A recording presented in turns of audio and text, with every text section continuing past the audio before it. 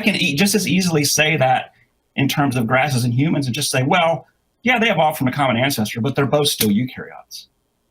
You misquoted me to start. I did not say grass becomes a human. I said what he just said. He believes, and he admitted it, grass and humans share a common ancestor. Sure, but they're still just eukaryotes. It's my turn to talk. You said, and you still believe, right this moment, you believe grass and humans have a common ancestor. I did not say grass becomes a human. I said exactly what he said. That's what he believes. Now, he said grass is a very evolved species. As far as anybody's ever observed, grass produces grass.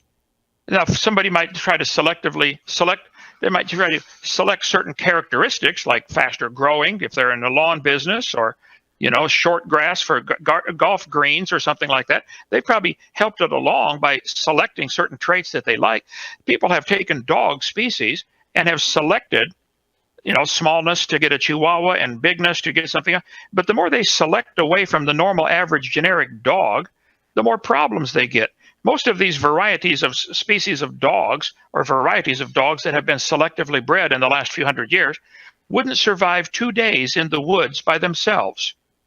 They have to be babysat all the time. Chihuahuas wouldn't last 1 day in the woods. They'd be bear food or buzzard bait. So yes, there are variations within the kind, sometimes some pretty incredible variations. If you only found the bones, probably nobody would think the Chihuahua and the Doberman are related, but they are. They had a common ancestor, and it was a dog. Now, the Bible says clearly that all the animals and all the plants will bring forth after their kind. You haven't shown any evidence. You've shown a model that you have chosen to interpret as, oh, look at this similarity or the difference in the DNA, and you interpret it to mean they're related. But science deals with what we observe, and we observe grass produces grass, and dogs produce dogs, and humans produce humans. Anything other than that is your religion. Herman, I wish you'd just admit it. You believe it, and that's fine. This is America. You can have any religion you want, but you shouldn't have all of us pay to have that taught to all the kids. That's not fair. Well, Ken, people can sit down and talk about exactly what I've been talking about, and we do. And I've been in science for 25 years, as a professional person for 25 years. And I've sat down with a lot of people. And among professional scientists, this is basic stuff. There is no disagreement in any of the people that I've sat and talked to for 25 years. You're sitting with the wrong crowd. I'm going to finish. And the people that I talk to come from a lot of different backgrounds, a lot of different religious backgrounds, a lot of different political backgrounds, a lot of different ethnic and cultural backgrounds. There's no one common denominator that makes people, ideological common denominator that makes people believe in evolution. There are Catholics who believe in evolution. There are Eastern Orthodox Christians who believe in evolution. There are atheists who believe in evolution, of course. There are evangelical Christians who believe in evolution. There are Jews who believe in evolution. There are Buddhists who believe in evolution. So it's not a religious view or worldview. The geneticist Theodosius Dobzhansky wrote a paper in the early 70s to the American Science Teachers, a journal for the American Science Teachers Association. And the title of the paper was "Nothing in Biology Makes Sense Outside of the Light of Evolution." Dobzhansky was an Eastern Orthodox Christian.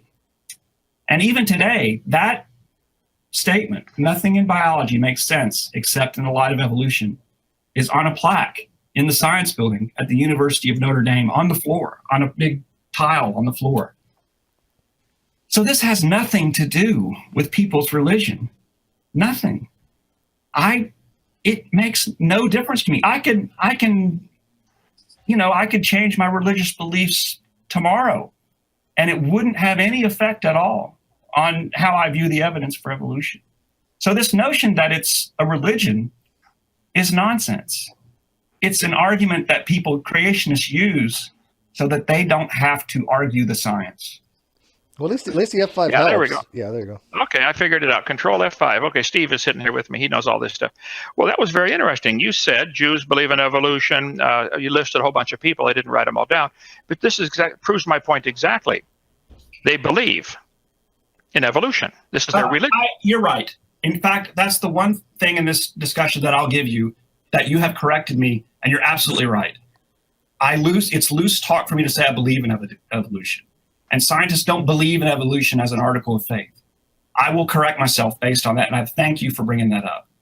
I'm convinced that evolution is the best scientific explanation we have for biological diversity, and I'm convinced on the basis of the evidence. So thank you for correcting me. Well, anytime. Do I need to hit Control No, you're F5 good. again? Nope, you're fine.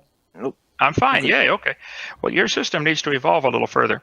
And if Theodore said that nothing in biology makes sense outside of evolution, I'm sorry. I guess he'd have to define what he means by evolution.